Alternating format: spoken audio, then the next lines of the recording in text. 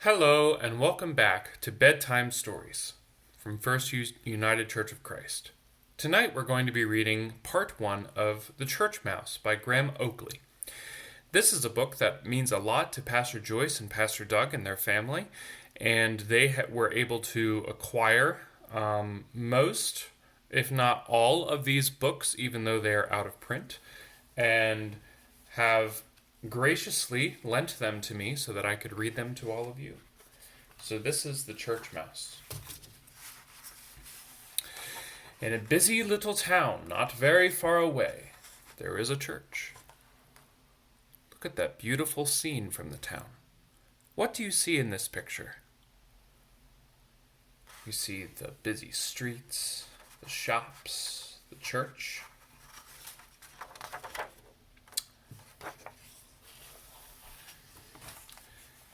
And in the church there lived a mouse whose name was Arthur. Arthur liked living in a church. For one thing, he was very fond of music, particularly if it was loud. Also, if the verger had filled the font, he could go on and mess about in his boat. Now, what's a verger? Now, apparently this is a British book. So what is a verger? A verger is a custodian. It's a British term for a custodian, a janitor. And so if the janitor had filled the fount, Arthur could go on and mess about in his boat. Look at that little boat there. Do you see the little boat? Or practice the crawl if the weather was warm enough. Look at that. But he liked it best because it was safe. Samson, the church cat, had listened to so many sermons about the meek being blessed and everybody really being brothers that he had grown quite frighteningly meek and treated Arthur just like a brother, a cat and a mouse. Do you see that? Wow. But sometimes Arthur got a bit depressed.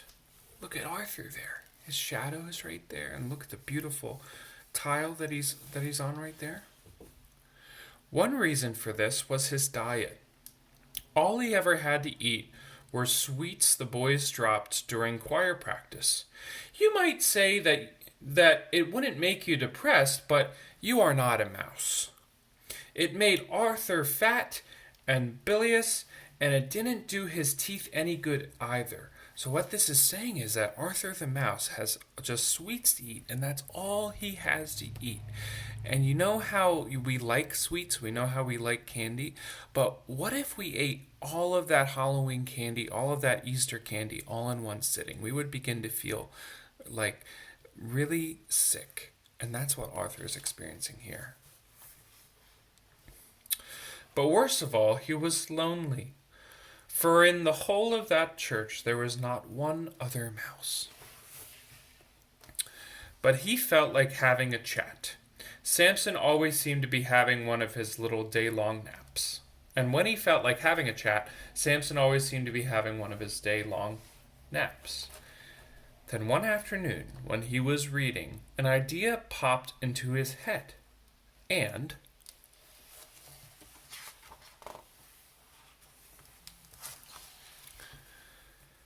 as the person was at the very moment passing by, as the parson, the pastor, was at the very moment passing by, Arthur told him all about it.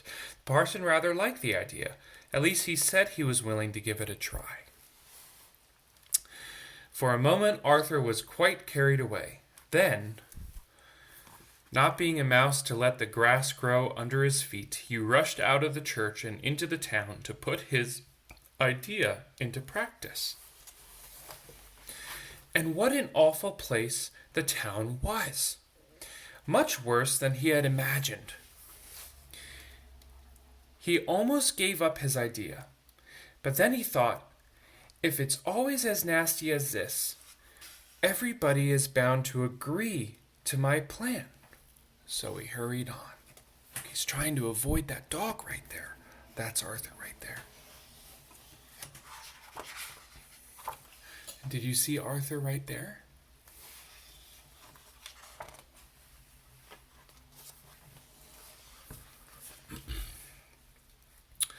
and only paused once all the rest of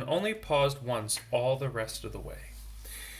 He went into the first likely-looking house he came to, knocked at the mouse hole, and introduced himself to the mouse, who answered. Straight away she asked him to meet her husband, for she knew that anybody who lived in a church must be pretty decent sort of person.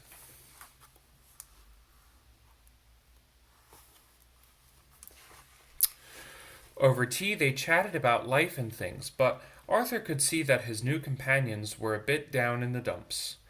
After tea, they took Arthur on a tour of the premises. "Look at that thing," they grumbled. "People leave them lying about, and they can be dangerous." "What is this? Oh no. Do you know what this is?" "And stop that this minute," the mouse mother suddenly shouted. You could be electrocuted." "What's this?" Oh, Arthur's just like, "Oh, what is this?" Furthermore, the house cat had not heard of brotherly love. They had to flee for their lives back to the hole. We just don't know what things are coming to," they said to Arthur. They were obviously in the right frame of mind for Arthur's idea, which he explained. "It's beautiful." They both explained, "We'll invite everyone round this evening to hear about it." Look at them running from the cat.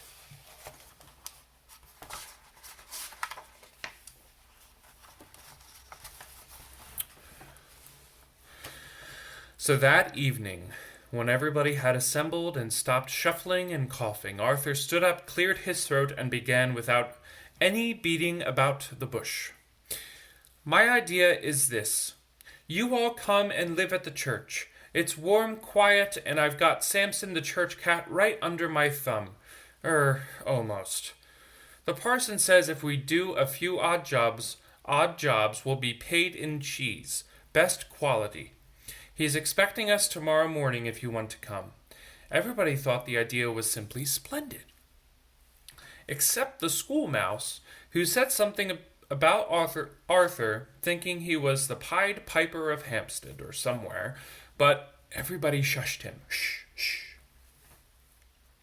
A vote was taken on what kinds of cheese the parson should buy, and the result was 100 for cheddar, 99 for Cheshire, 70 for Wensleydale, 50 for Serfilly, 42 for something with holes in it that no one could pronounce, 30 for walnut whirls, but that was discounted because the voters were underage, and 1 for Afghanistan goat's milk cheese. That was ignored because it was only the school mouse trying to be clever. Next morning, all the mice pinned up forwarding the address and followed Arthur to their new home. They're all following Arthur. One or two things took some getting used to, like this. But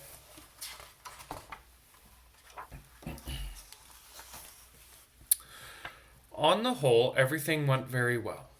The mice kept their half of the bargain and worked quite hard every day. They made sure that the flowers were always fresh and artistically arranged. They polished the congregation's shoes while they listened to the sermon. If there was a wedding, they all went outside to pick up the confetti. And if anyone had thrown rice, they picked that up too and made a big rice pudding for supper. After his fourth helping, the school mouse always said he would have preferred a good risotto, but everyone just laughed. Look at this. That's the confetti that they're picking up, and the rice. The young ones were still sulking about the walnut whirl business, so Arthur let them tidy up after the choir boys. Look, the young ones get all the candy here. As for the polishing, the brasses, everybody thought that because they could sneak glances at their reflections without appealing appealing vein. The parson kept his half of the bargain too, each Friday. Look at the polishing of the brass there.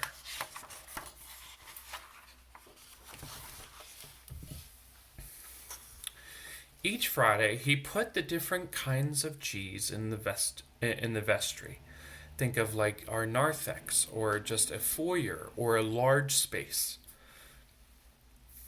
The schoolmouse was given another chance to choose, and asked for a dame. Not because he liked it, he said, but because its beautiful red crust appealed to his artistic nature. Everybody just smiled, particularly when he made himself sick by eating too much of it. Look at all that cheese for the mice. They wouldn't have had that before. Every evening after supper, the grown-ups sat around the vestry stove and took turns frightening each other with horrible stories about dogs. They meant cats, really, but they always said dogs so as not to hurt Samson's feelings. Remember, Samson is the church cat. Samson himself did babysitting, and they didn't mind a bit about hurting his feelings or any other parts of him for that matter. Look at Samson. The poor, kind cat is doing babysitting, and all these young mice are just tugging on his ears and playing with him, and poor Samson is there.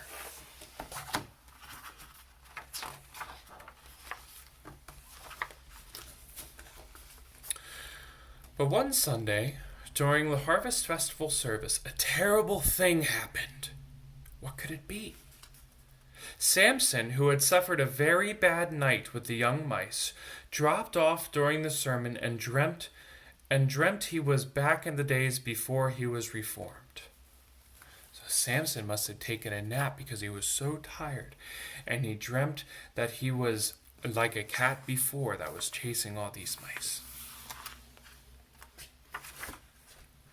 When he woke up, he found he was not dreaming. He was chasing mice all over the church. Oh no! Samson was a cat who would never do this, but because he had this dream, he woke up and he was sleepwalking. He was sleep chasing this mice. It took a little bit of time to remember about brotherly love, and by that time it was too late.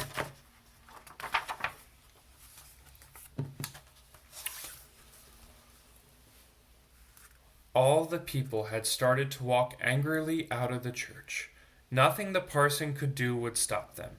One of them said, "Either get rid of those vermin," all the mice gasped, for no one had ever called them that before, at least not to their faces, "or we'll never come back.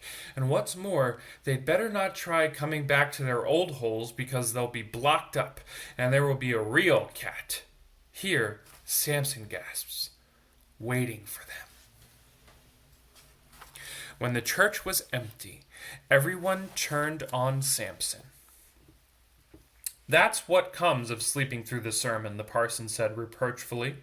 "I've heard it before," mumbled Samson, but when he saw the parson's hurt look, he added quickly, "Well, something like it anyway." "It was all working out so nicely," the parson went on sadly, "but as it is, you'll have to go in the morning. A church is no good without a congregation, is it?"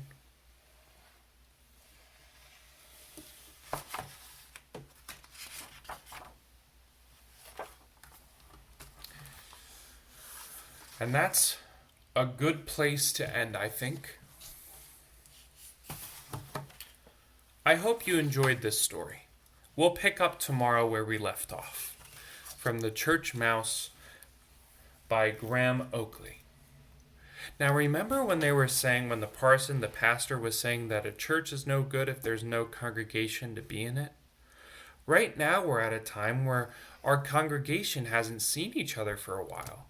I haven't seen any of you for a while, but still we're connecting in this way. And I think that's very important. So tune in tomorrow for the second part of this book. I hope you enjoyed it, and good night.